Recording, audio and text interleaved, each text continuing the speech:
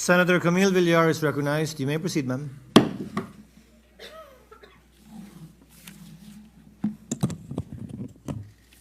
Mr. President, my dear colleagues, I vote yes to the motion to archive the Articles of Impeachment against Vice President Sara Duterte, respecting the decision of the Supreme Court.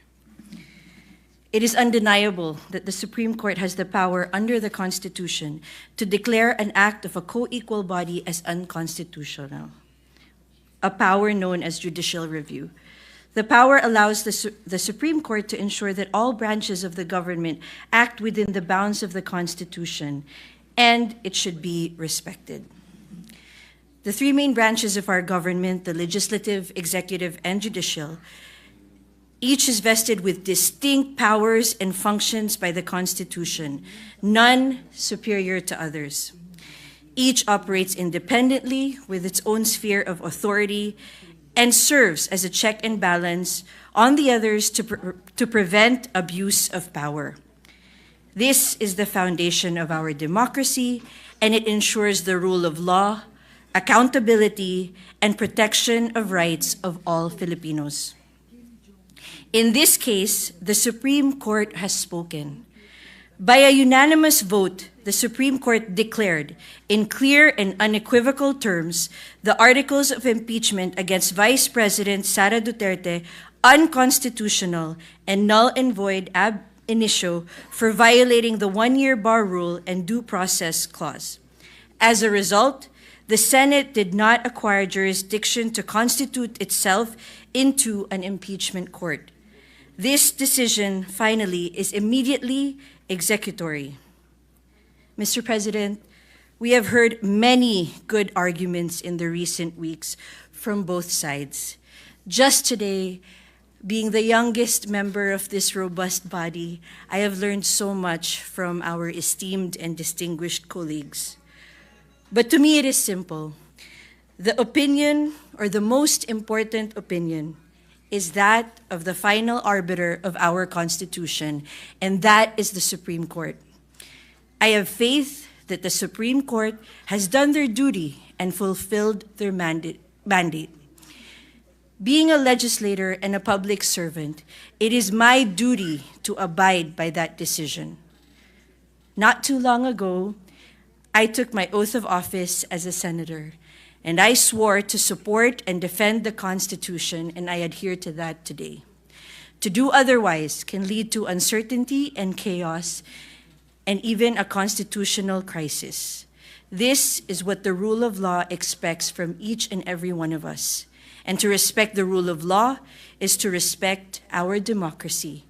And that is why I vote yes to the motion before us. Mr. President, dalangin ko sana na maresolba na natin ngayon ito upang mapagtuunan na natin ng pansin ang mga tunay at malalaking problema na hinaharap ng ating bansa at ng ating mga kababayan, katulad ng mataas na presyo ng bilihin, pagkaroon ng wastong hanap buhay, kalusugan at kaligtasan ng bawat Pilipino. Maraming salamat. Thank you, Senator Villar. Senator Villar, Mark. Senator Mark Villar is recognized. You may proceed, sir. Thank you, Mr. President. I rise to vote yes and explain my vote on the matter before us, and to explain why we compromised today on archiving this very important topic. But of course, we must always remember that the status quo is that the Senate has no jurisdiction. So in legal speak, this complaint is null and void. Last July 25, the Supreme Court rendered a unanimous decision declaring the Articles of Impeachment against Vice President Sara Duterte unconstitutional, noting that it is barred by the one-year rule under the Constitution and that it violates due process. The merits of this decision are not an issue at issue before us. The sole question we need to answer is whether the Senate should respect the decision of the Supreme Court. And I say clearly and emphatically, yes. The Supreme Court has the ultimate authority to interpret what the Constitution is. No one, including the Senate, can substitute its opinion over the courts in any matter concerning the Constitution.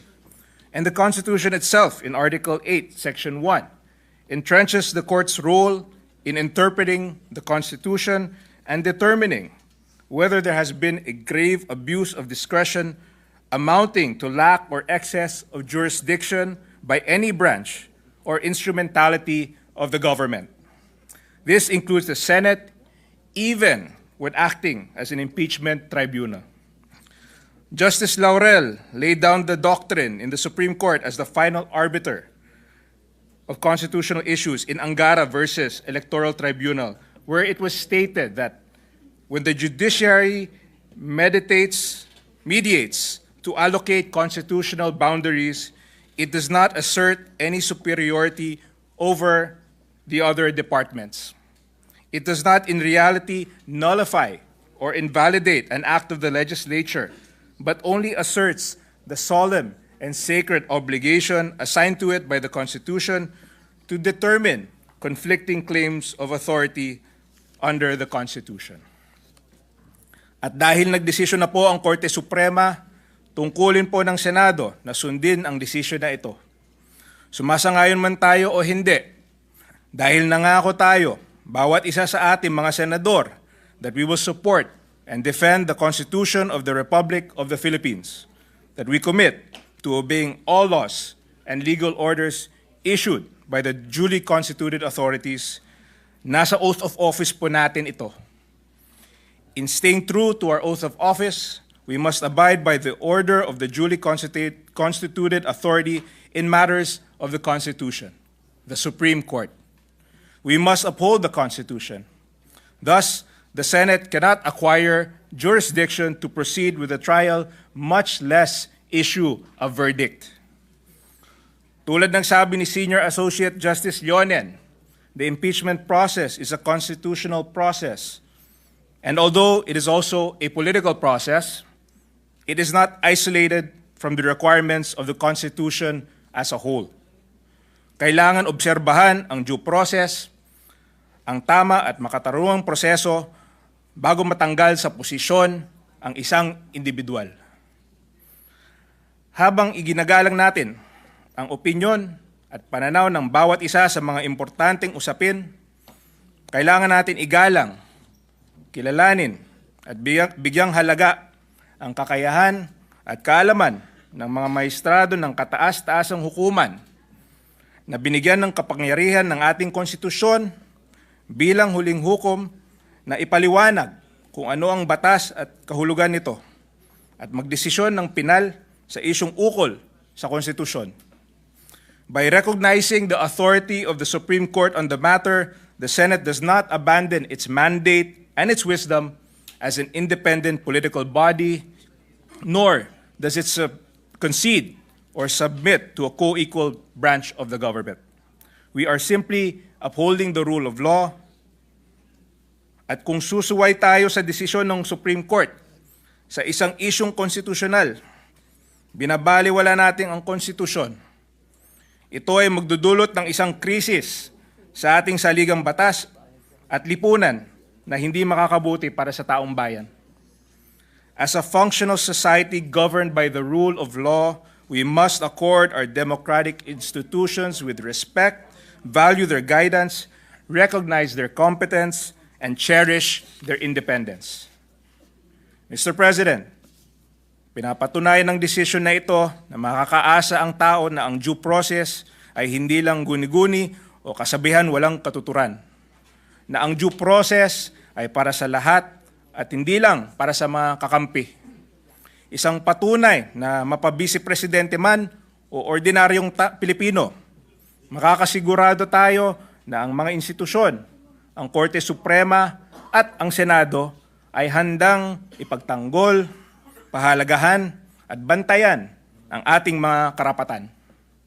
Without the rule of law, people may act without accountability, government leaders may act on personal interest, individual rights can no longer be guaranteed.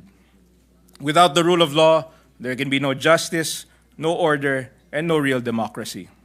To end, I would like to quote Supreme Court Senior Associate Justice Leonen, who penned the decision. There is a right way to do the right thing at the right time. This is what the rule of just law means.